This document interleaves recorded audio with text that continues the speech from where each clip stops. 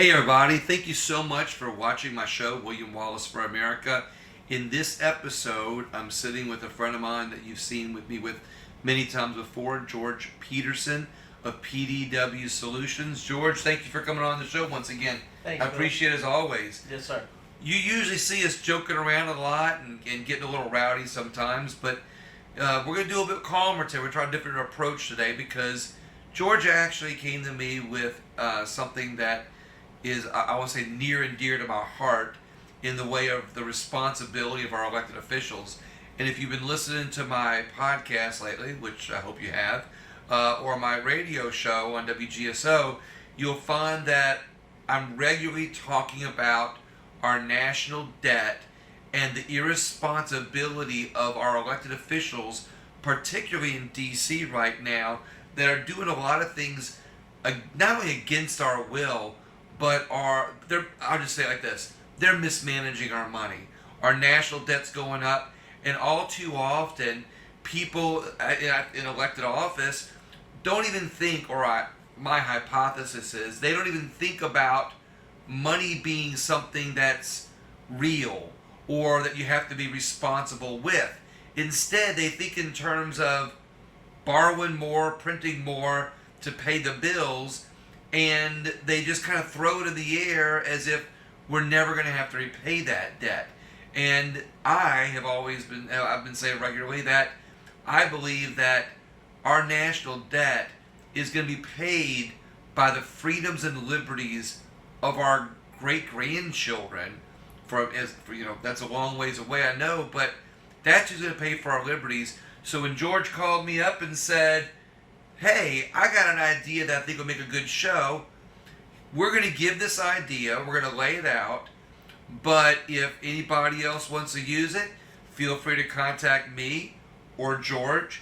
George is PDW Solutions, and I think what's the website of where people can... So it's pdwsolutions.com, or you can find us on Facebook or Instagram at PDW Solutions LLC. And of course, PDW Solutions stands for Personal Defense Weapons. And we, here in my shop, as you can see, or as you've seen, we sell guns and ammo, and I'm also a firearms instructor where I do introduction classes as well as concealed handgun classes. So what I would like to point out, which is going to be, I guess, a big stark difference between the idea that you think we might be coming up with and what George does as a business, it is so far apart. They're not even, they can't connect. You just happen to be in the firearm and in the weapons business. Mm-hmm. However, this idea that George came to me with is actually a very peaceful, calm, non-confrontational idea. Non-violent. And non-violent. And I will thank you for saying that, George. Non-violent. Because, like I said on one of my podcasts, people think that people in the Second Amendment business that we want to cause harm, but the reality is people that own weapons, so many of them pray every day that they'll never have to use their weapons, or they're constantly training that they'll never have to use their weapons, or they know how to get out of a situation without having to use their weapons, which I know that you do that, George. But let's get to the point. Let's talk about your idea to hold our elected officials responsible with our money. So if I may... Absolutely. If I may, since we are talking about the Second Amendment idea of being in a gun shop, the idea is the original intent of the Second Amendment is so that we can have the right to bear arms, so that we can hold our government accountable and protect our liberties from tyrannical government.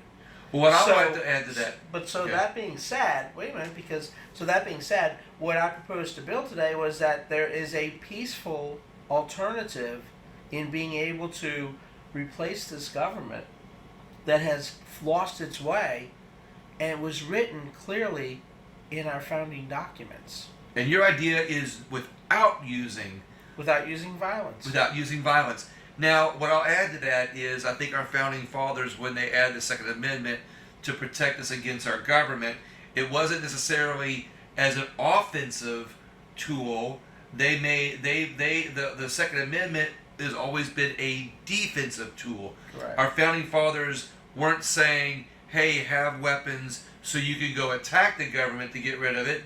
They were saying, have weapons so if the government attacks us, we can defend ourselves. Right. Unlike Australia, where as we've gone through this, I call it the Wuhan election year infection.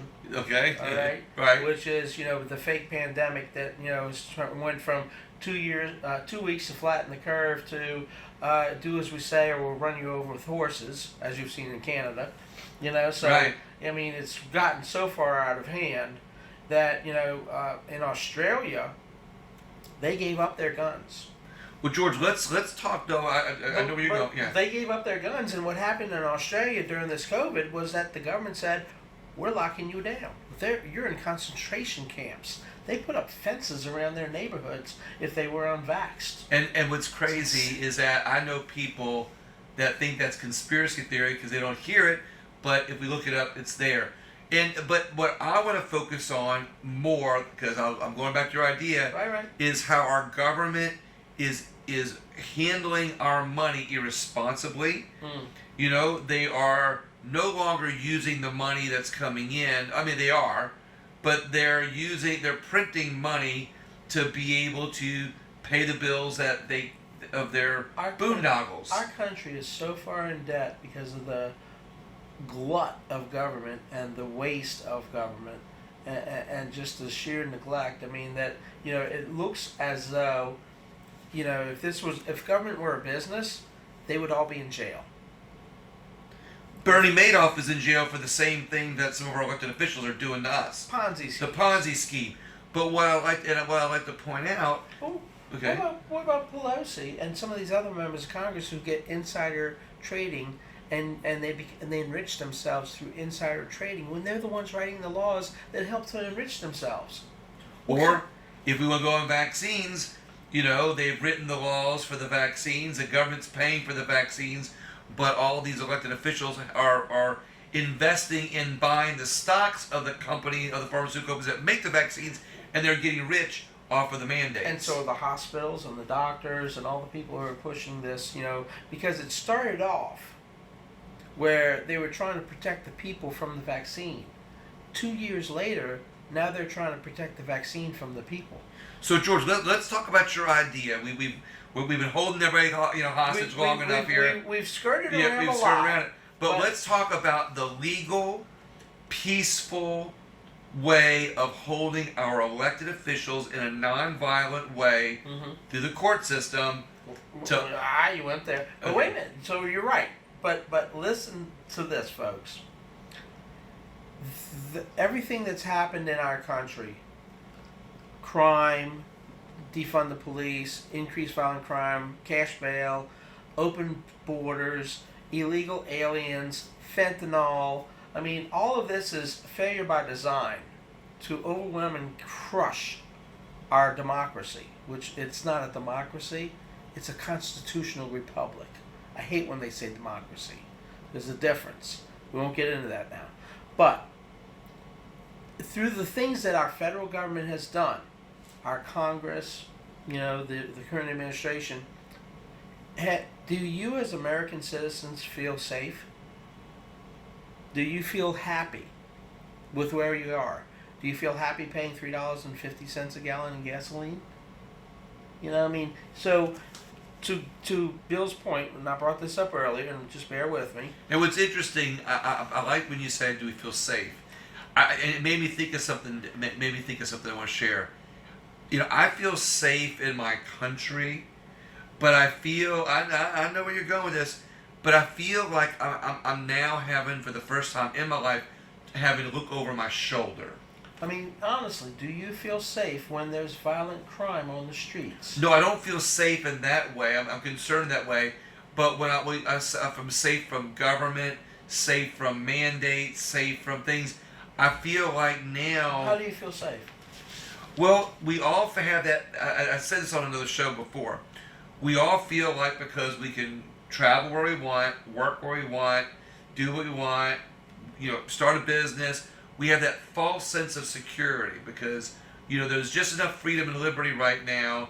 But when you realize that, you can't go to certain restaurants without having to have a vaccine ID, you realize how much more. Papers, just papers. Yeah, Well, you need papers. You feel you feel its walls are closing in a little bit. Well, do you feel safe when there's cash bail or no cash bail, as it is, and violent criminals are released back onto the streets to commit more violent crime? Mm-hmm. Do you feel safe there? Do not feel safe knowing that that's going on in Orleans Parish. It's not just Orleans. There was a carjacking in Harahan last week. Right? You know, there's been violent crime in Metairie, Jefferson, St. Bernard, the North Shore. It's not just. Oh in no, Orleans. I understand that the crime is run. It's But George, everywhere. let's talk about the idea real quick, because we can all talk about being safe. That you had to hold our elected officials accountable. And the I'm having a hard time getting you on here. Let's go. But the reason that we talked about that is because within our founding documents, within the Declaration of Independence, there's a key to our future in protecting our life, liberty, and pursuit of happiness, to protecting our free society. So it says simply here, and this is like the second paragraph, I believe, of the Declaration of Independence, where it says that we hold these truths to be self-evident, that all men are created equal, that they are endowed by their Creator with certain unalienable rights, that among these are life, liberty, and the pursuit of happiness. Pursuit being the key word, not the guarantee of happiness. That to secure these that to secure these rights, governments are instituted among men, deriving their just powers from the consent of the governed. We, the people, are the ones who give the government the power to operate. So they're the one. We gave them the power to operate. However, they've taken it away. They've taken the power away from us. That whenever any form of government becomes destructive of these ends, it is the right of the people, nay, I say the duty of the people, to alter or to abolish it. And it doesn't have to be through violent means. Because it does not. But we're a peaceful country, peaceful people. We're a peaceful people. And even law-abiding gun owners are peaceful people. All right, George, so what's the idea? So that whenever any form becomes destructive, it is our right to abolish it, and to institute new government laying its foundation on such principles and organizing its powers in such form as to them shall seem most likely to affect their safety and happiness. That's why I brought up safety earlier. So, according to our own nation's founding documents, it's our duty to make corrections in our government whenever the government has gotten away. And you can't trust do you trust the election system? Do you trust the election I system? do not. People can watch my videos and see I do not. So George, so how do we correct there's a this? peaceful way to correct it. You've got it. Let's tell the people. How? Or I'm going to have to edit the whole video just to the point. I'm proposing. What I'm proposing is that we, the people, have standing in this matter. We, the people, have standing. And that's the whole thing. When there's a legal case, you have to have somebody who has standing. All 350 million American citizens have standing in this matter. And that whether it's local, state, or federal government, that government has gotten away from its purpose of serving we the people. You know, you can go to any parish council meeting, city council, state legislature. So how do we do it? State legislature. Wait a minute. You go to state legislature and you know, ask yourself, do these people really care about you? No, they care about power and control and getting reelected and what they can do to enrich themselves. So all of this can be written out in a writ by a constitutional attorney or a group of constitutional attorneys who would write a case and present it to the Supreme Court. A lawsuit, George? It could be a form of a lawsuit. I'm not a lawyer.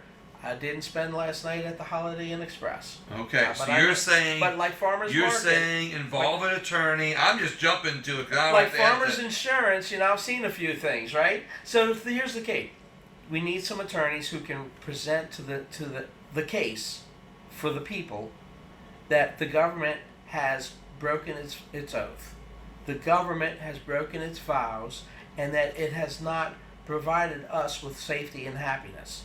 And that we need to remove these people, not by violence, and we can't do it by the ballot box because we can't trust the ballot box, but they need to be removed, and we need to institute a new form of government that would provide for us our safety and happiness. So you're advocating a new form of government, or are you just advocating to remove the people that are in office through the court system by a lawsuit to say, hey, we're suing these elected officials because they are not doing their duty, they're not doing their constitutional duty, they're misappropriating funds, they're not spending our money properly, they're mismanaging our funds. They're not enforcing the law. They're violating the law. And you go into the Supreme Court saying, I want to remove these people from office and replace them with new elected officials. Have new elections, but we can also, at that point, have a way of instituting a new form of government. Whereas, wait a minute, follow me. Whereas George, there are term limits. With that. Term limits. Okay, this is not a new form of government. But this is another amendment. Rewriting. So let me explain for George what George is trying to say here. I thought I was clear. Is not a new form of government, because there's going to be people who take that the wrong way. There are going to be people who think that you are advocating for get rid of the Constitution, let's have a new form of government. I understand that you're not trying to say that a new form of government. You're just simply trying to say... I'm using the words that are actually written in the Declaration, where it says that whenever any form of government becomes destructive of these ends, taking care of our life, liberty, and pursuit of happiness, there is the right and duty of the people to alter or to abolish it. To alter or abolish it. So but basically what I understand that to be is... And to institute new government laying as foundation the principles of freedom and liberty. All right, right now, Congress, Washington, Baton Rouge has gotten away from representing the people. They don't want me in Baton Rouge. I've never been to Baton Rouge, but many of the state legislators know me as one of the most strongest Second Amendment advocates. And they would know that if I ever go to Baton Rouge, it would be for me to sit there and just say, I'm here to remind you that you work for us. Period. That's the thing. The people who elect these people, have given them the power, and you've abrogated your own power as the rightful shareholders of our country, of our state. You're the ones who are in charge. I've seen, and you've seen at the school board meetings, where they've gone by and they've actually had a writ that removed the bonds to fund the school board. They've taken away the power because they took away their money at school boards. So you've seen that in different counties across the country. People are going after these school boards and saying, you're fired. So, well, what I will agree with is that the Constitution basically, or the Declaration of Independence there, talks about creating new governments. I don't, of course they created this government. I would not advocate to have this form of government abolished, but I would advocate for, I like the idea. It needs to be recreated maybe what it was supposed to be. It doesn't mean not what it is today. I would disagree. I don't think it needs to be recreated. I think that we need amendments for term limits. And so I think we can do a lot. But as it is, these people who are enriching themselves, they go in poor, they come out rich. They're not going to write themselves out of a job. I agree with you that we need some good laws for this. And like I said, we can do a lot of these through amendments. Did you know there used to be, Congress passed a law that they could not invest, and they would disclose, and as long as they invested, they disclosed, and then it became a loophole, then it became reduced. I'm not getting into the details on that right now. But why not have another amendment added that says they just break the law? I'm with you. See, the difference between law-abiding citizens, people who are upstanding citizens with good moral character, and criminals, is criminals just break the law. You can put gun control into this. You can put the laws that prohibit Congress from investments, and inside trading. And, like any criminal, they're just going to break the law. Well, I like the original idea as I interpreted it, because I think we had a good back and forth. I think we have a good... No, absolutely. I went a little... I took it a little bit to the... As you usually do, George, that's why... But the point is, so that the people can understand, it's not about, changing this from a constitutional republic to a dictatorship. They did that in Canada. Look at that. Right. Right? We need to reestablish our constitutional republic and to take away the power that the people in power have taken away from us. Well, I think one of the best ways to renew our constitutional republic is to create term limits. I think that's one of the biggest things that we need. We can't do it through the ballot box. We've already seen how that We've works. already seen how that goes, and look, many of my videos have been taken down because of all the videos I've done on election integrity. They take those down. You mean like through censorship and a violation of your First Amendment rights? Exactly. Uh-huh. You see that? Mm-hmm. It's back to the Constitution. But I do like your idea that why not sue or sue to reestablish our constitutional republic as it was intended. If we sue legislators, let's just go to this. If one, we're talking about several routes here. Oh no, it's not suing the legislators. We're suing the United States of America at all. Well, the federal government. Okay. In general, because you're going. Yeah, I'm reeling you in, George. But the federal government has gotten to be such a bloated pig.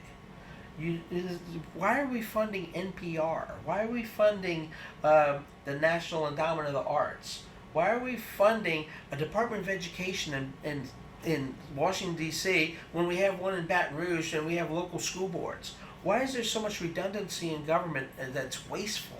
And did you hear about Jefferson Parish? The Jefferson Parish wants to create a Department of Health for Jefferson Parish.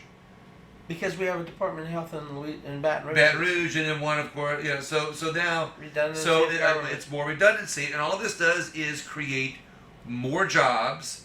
And I don't mean it. Government jobs are there are certain government jobs that are necessary. That are needed. No, I'm with you. But then when you have a redundancy of government I jobs, agree. It's not creating jobs because the government itself does not produce anything. Every penny the government gets, local, state, or federal, they only get that penny because George, they tax you. Don't make me use the shock collar. I've got a taser over here. I've got the remote control for your shock collar. Let me speak. Don't get killed. Let me speak. So here's the thing, okay? I think there's way too much redundancy. When I say create jobs, I don't mean it in a positive way. I know. It creates more bloated government. And now, and then of course you have to have department heads, and they always give these guys cars paid for by government. Healthcare. What's that? Healthcare. I haven't had healthcare for my family since they passed socialized medicine with Obamacare back in 2010. So my point is, George, that they just find ways to make government bigger. So let's wrap up on this because we're almost at the end of our time. Awesome. Okay, that I like. It's been a great show, Bill. It's been a great show. I like the idea of holding our elected officials accountable by taking them to court. You say suing the federal government. Having a writ to withdraw their bonds. That's how you defund. I just don't know. Defund the government. Don't defund the police. Defund the government. What I don't know is how possible this is. So I'm going to reach out to some legal friends and find out, is this possible for citizens to sue either the federal government or to sue the legislators or Congress or the Senate and say for dereliction of duty, misappropriating our funds, if there's anything that can happen. Now, of course, the obvious common sense answer some people are saying is just vote them out. But we all know two things. It's almost impossible to vote out these establishment politicians. Right. And because our ballot boxes have been tampered and they're being used. The ballot box has been misappropriated, for lack of a better word, since I ran for councilman back in 2011. Well, the problem is that we see they're stuffing the ballot boxes. Dinesh D'Souza did a video just recently that shows the ballot box about people, the same person going to different ballot boxes in Wisconsin and stuffing ballot boxes. We know it happens. People want to deny it. but we know it's a problem. When I was on the state central committee, and we had a caucus, they had people. I wouldn't want to say that the big L, little L Libertarian Party, but they were basically traveling from station to station, from polling place to polling place, and putting in their votes at different places. I mean, it can be done in so many different ways. It can be done like when they end the day, whoever hasn't voted yet, they get an automatic vote. We see it happen. Ways. Our election system is flawed. There's lots of problems, and it needs to be fixed. Voter integrity laws protect your vote. They don't take away your vote. They protect your vote.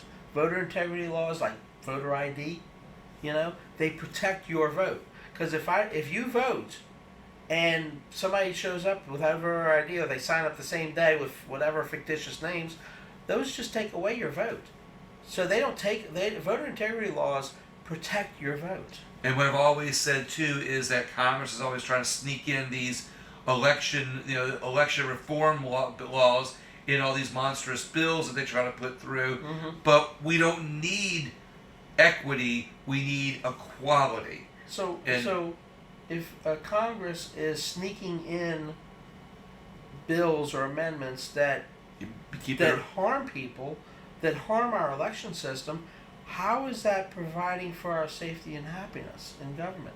They're going against the people. They're going against our country. They're violating the laws. They should be they should be in jail for half the stuff they do. Well, that's why I like your idea. I like to investigate it some more. I like to talk to some attorneys, see if it's possible. Finish your thought, George. Peacefully. Yeah. Peacefully. In a way that it can be done through the courts, where if we can't vote them out, they keep voting for these increases in our national debt, Mm-hmm. And what worries me is that there's a lot of people who are okay with it. They're okay that they keep raising our national debt because they don't want to shut down government or the government jobs or stop the money that funds all the federal jobs. So about the debt clock. Oh, absolutely. So the debt clock shows $30 trillion in the top left, right? Right. Look at, ladies and gentlemen, look at the debt clock. Look at the number in the bottom right.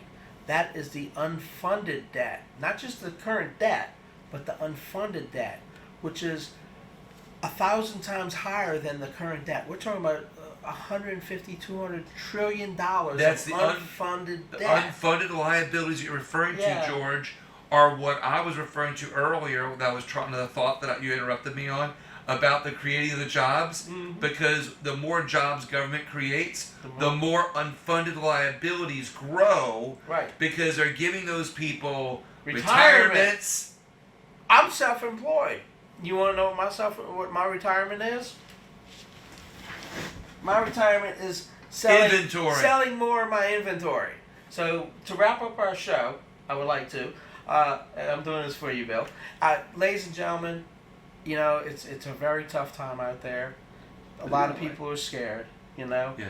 And there's worrying about going to Costco. Sorry, Costco, but you've been really bad lately. But if you're interested in getting a firearm for self-protection and coming in and getting some training, whether it's introduction classes or our concealed carry permit classes, look us up. PDW Solutions. PDW Solutions, your online tactical superstore.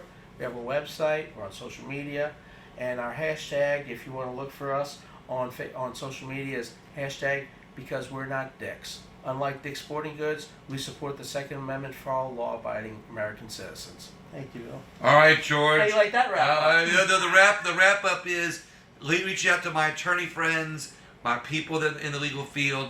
Let me know if taking legislators or the federal government for that matter to court for misappropriation of funds. I know it's a wild idea. I get it. For violating their oath in some way, shape, or form as a way to remove legislators that are not handling our money or being fiscally responsible with our money.